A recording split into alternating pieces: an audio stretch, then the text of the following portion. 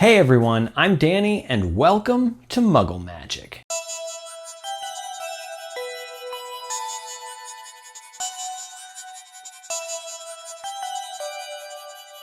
This is another one I've gotten a lot of requests for. Today we're going to be making the last will and testament of Albus, Percival, Wulfric, Brian, Dumbledore, or Dumbledore's will. Go ahead and check out the description box below for a list of supplies you're going to need, as well as the links to the free downloadable templates, and let's get started.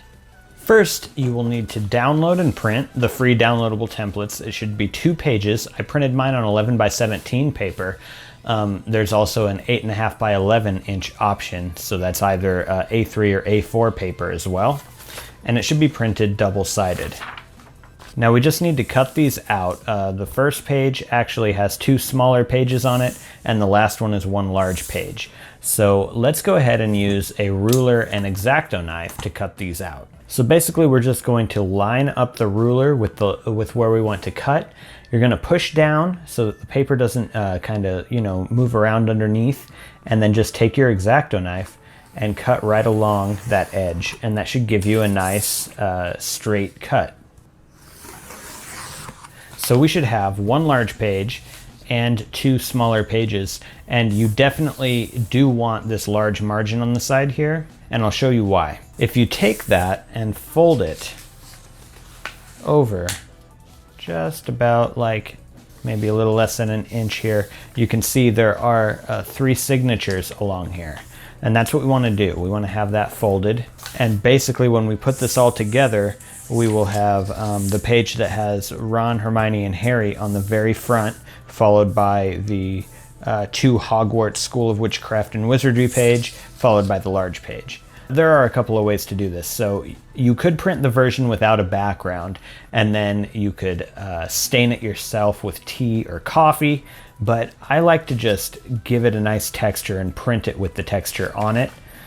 It's easier for me. That's just what I like to do. I don't always get the best results when I use tea, and maybe that's just me doing it, but yeah. So I'm just going to use the one that I created in Photoshop.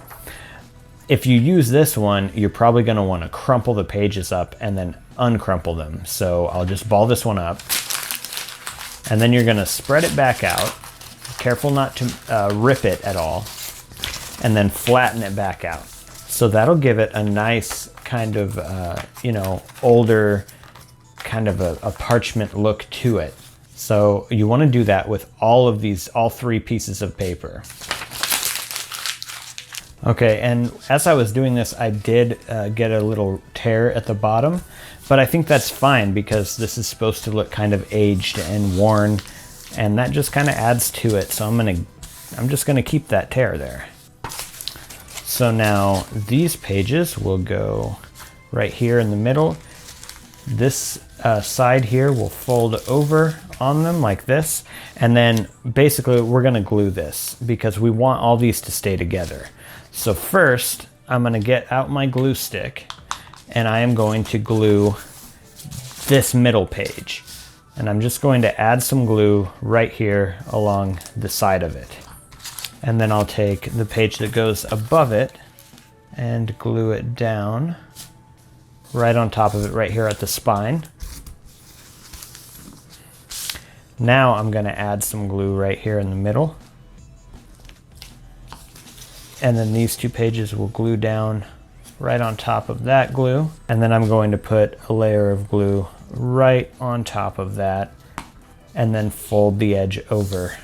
Okay, we are almost done. There's just one more thing we need to do. And for this, we're going to need some sealing wax and a wax stamp right here. This is an A for Albus, which is what you're going to want to use if you can get your hands on it. I bought a whole set of the alphabet, so I have every letter in the alphabet just in case I need it. And remember, all the supplies I use are linked in the description box below. Now, if you do have a Hogwarts seal, you could use that, but it is an A. If you want it to be accurate, that's what it is. So we will just start melting our wax right here. We're going to have 3 seals, 1 here, 1 here, and 1 here, basically just below each one of these signatures. So I'm just going to start melting my wax. This wax that I got is pretty good, but the wick doesn't stay lit, so I have to constantly keep a fire on it to get it to melt. All right, then when you have enough, you can just let that little bit, you don't want to drip any on it, so just let that little bit come off the end of your wax. And then you can just take your stamp and push it down right on top. Blow on it a little bit to get it to cool faster. And after about 20-30 seconds, you should be able to just carefully lift the seal off of it, and you should have that wax seal on your paper. And we're going to repeat this process once below this signature and once right below this signature. And now you should have all 3 stamps, and it should look like this. And the last thing we want to do is fold it up. So the way this is folded is this bottom part is going to fold in toward the center, just right up to where the wax is over here. And then the top part is going to fold in toward the center as well. And then the whole thing is going to be folded in half.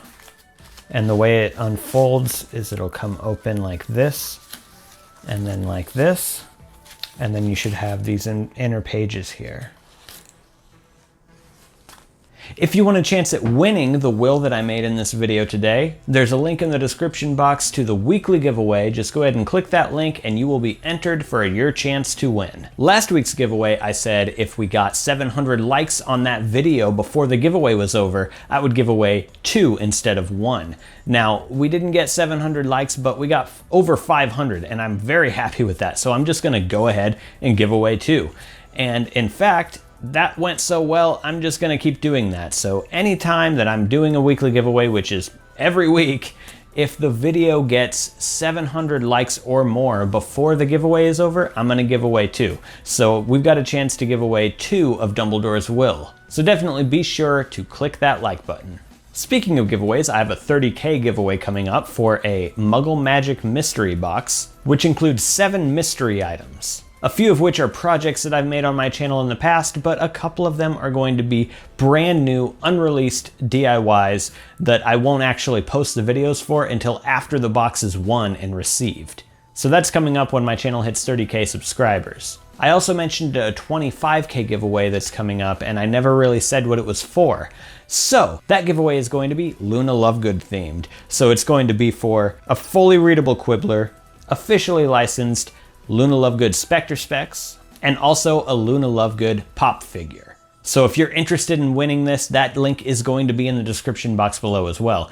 And instead of doing a 25K giveaway, I'm doing a 26K giveaway. The first person to guess why I've decided to go with a 26K giveaway instead of a 25K giveaway wins a Quibbler. And there is a very logical reason that I'm doing this, and it definitely has a lot to do with the theme of the 26K prizes. So if you think you know why I'm doing this, leave a comment below. If you answer correctly, you win a Quibbler. And now to announce the winners of last week's giveaway, which was Harry Potter Printables Volume 6. And the winners are Simone Smith and Harvey Man 246. Congratulations, and I have sent both of you an email with instructions on how you can claim your prizes. Remember, I get a lot of ideas for these DIYs that I do from your comments. So if you have an idea for something that you want to see me do in the future, definitely leave a comment below and let me know. If you're interested in seeing more DIY videos having to do with Harry Potter and more, go ahead and subscribe to my channel if you're not already. All right, that's it for today. Thank you so much for watching, and I'll see you in the next video.